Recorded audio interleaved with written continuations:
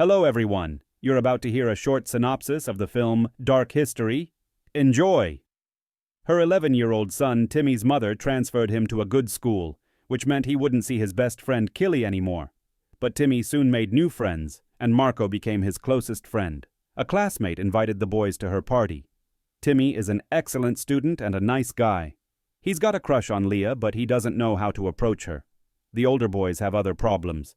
Packham's boys have entered the Ghetto boys' territory.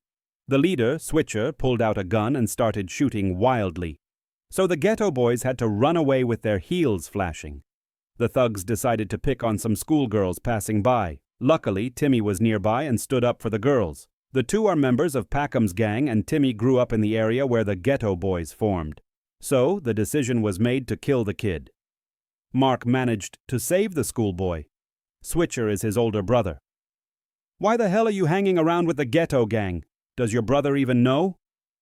The thug advised Mark not to get involved with his enemies and slapped Timmy across the face. Mark doesn't know why these two gangs are feuding, but he reassures his friend that he's in no danger. Now they're strolling through the ghetto. When Mark popped into a store, Timmy was approached by his friend from elementary school, Killy. The thugs attacked Mark, and now Timmy had to protect his friend. In short, being friends with these two isn't easy. The thugs are hiding in the courtyard. The enemies not only chased them away but also took down that shameful phone number and immediately posted it online. The gangsters decided they had to respond right away. Mark returned home. Switcher's older brother advised him not to wander around areas where he might get his guts ripped out. He wanted to watch a movie with his younger brother, but he got a call that a whole mob of enemies had descended on their neighborhood.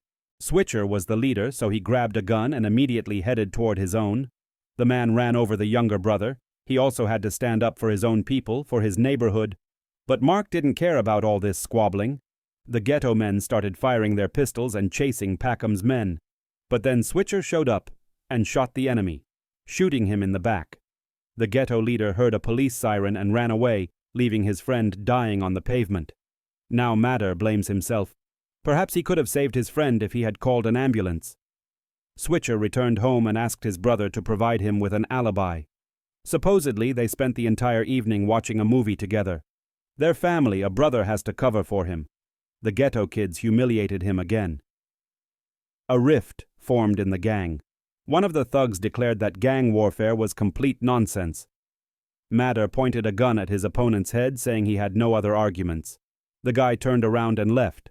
So their gang lost another member. The schoolchildren went to a party. Timmy's friends were teasing him and arguing over who would sleep with Leah first. Timmy plucked up the courage to ask Leah to dance, but he started mumbling, and his friend immediately snatched the girl away. The shy guy stood on the sidelines the entire evening until Leah dragged him onto the dance floor. The party ended in a fight, and a man with a katana chased the young people out of his house. That same night, the police raided Marco's home. They came to arrest his brother, Switcher. However, he was soon released due to lack of evidence. The next day, Timmy walked Leah home and invited her to watch the latest season of Game of Thrones together. It seemed this quiet guy would get a girlfriend before his friends. The show was binge-watched, and Leah was ready for something more interesting. And that very interesting thing happened today. That evening, Killy pestered Marco again. This time, Timmy wasn't there to smooth things over. Marco got beat up by the crowd. But that wasn't enough for Killy, so he broke Marco's arm. Timmy tried to call his friend all weekend, but he didn't answer. Marco was planning brutal revenge. He and his brother would tear everyone to pieces. Timmy also wanted to help. Leah thinks his brother brainwashed him. Marco started being rude to the girl and calling her names. Leah responded. The guy punched her in the face, and then Timmy immediately responded. That was the end of their friendship. And David Switcher continued to attack his brother. He had a broken arm, and now he has a black eye. Is he a whipping boy? Months have passed. The relationship between Timmy and Leah is developing, and Marco has become a full-fledged member of the gang. The other two friends don't talk to Timmy either. Now the whole school is looking at him sideways. Everyone except Leah. They're celebrating a small anniversary today. 3 months after their first encounter. That evening, Timmy was waiting for his girlfriend at her house. But then he was surrounded by a whole crowd of hooded thugs with bandanas over their faces. The guy didn't stand a chance. Leah ran up and tried to intervene, but one of the thugs backhanded the girl. Leah hit her head hard on the pavement. Before losing consciousness, Timmy saw that Marco had done it. The girl died from her injuries. Marco was found guilty and thrown behind bars. 3 years have passed since that day. The gang war has intensified. The Ghettovites were planning to rob a schoolboy walking home, but Timmy ordered the kid's clothes returned. The kid had nothing to do with it. The young man also became a gang member. Second only to Mador, Timmy spotted Hakeem's former friend on the street and attacked him. Suddenly, he was also involved in the attack that night. Hakeem asked Timmy to forgive Marco. He didn't mean to kill Leah. Marco was released a few months ago. He has trouble sleeping due to remorse. Besides, the guy never leaves the house. After all, he's the #1 target for a rival gang. One day, Killy called Matter and said he'd finally spotted Marco. He was currently hanging out at a nightclub. The gangsters waited for him outside in a van. Marco did indeed pass by. Timmy jumped out of the car, tackled his former friend to the ground and started beating him. Mador pulled out a gun to execute Marco. At that moment, his older brother Switcher emerged from the shadows and struck Mador in the back with a bat. He was about to finish off his enemy, but Timmy stabbed him in the back. The boy wanted to shoot his former friend, but the gun misfired, allowing Marco to escape. His brother survived, but will never walk again. Switcher will have to spend the rest of his life in a wheelchair. So, Switcher's outlaw decided to blame his younger brother, not himself. Now Marco called Timmy and promised to bury him. The gang warfare has reached a new level. Shootings continue in the streets, and more young people are being maimed in fights. 5 people have died in 11 days. Switcher now sits in his wheelchair, constantly sad. Apparently, those ghetto guys won. His cousin Tyrone came to visit him from Tottenham. It was he who had lured Switcher into the gang. Tyrone promised to get this Timmy and kill him. The lesser gang members wanted to make a video and post it on YouTube. Mador scolded the young men. The cops were watching them, and they were willingly showing off. And the war was in full swing. Timmy made a deal with Mador so that he would at least return the boy's camera. Timmy gets along well with everyone. It was under him that the gang flourished. Because of this, rumors are swirling that he will soon replace Mador and become the gang leader. Tyrone approached his cousin's men and suggested they act smarter. Every gang has a weak link and they just need to wait for it to break. Mador, on the other hand, was about to go on the attack.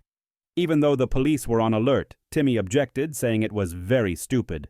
And most of the gang supported him. Only 2 people sided with Mador. Then the gang leader called his late girlfriend a slut. This infuriated Timmy. He wanted to attack Matter, but the gang held him back. After that, even Killy sided with Timmy. Matter had gone too far.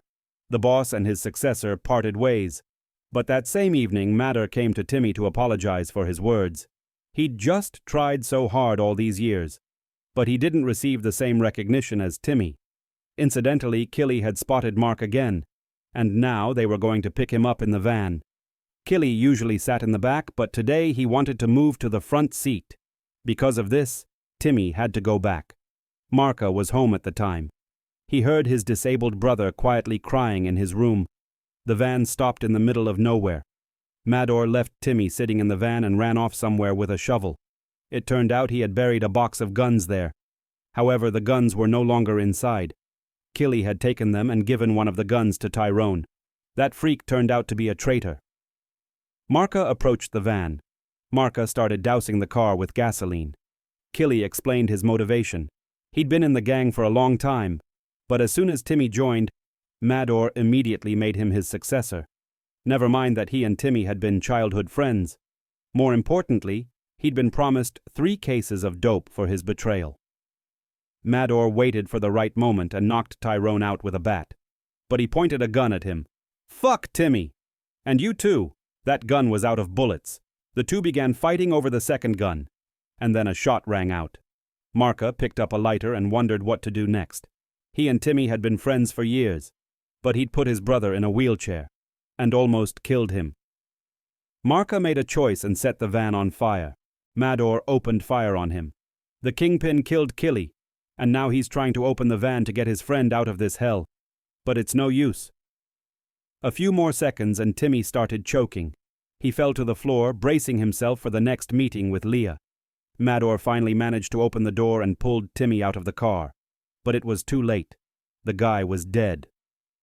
After this incident, Mador became a snitch and made a deal with the cops. Tyrone got 35 years. Mark is a denier. For Switcher, this was the last straw. He took pills, and in the morning, his mother found him dead. Mador served time for Killy's murder. He gave up gang violence and went to work in social services.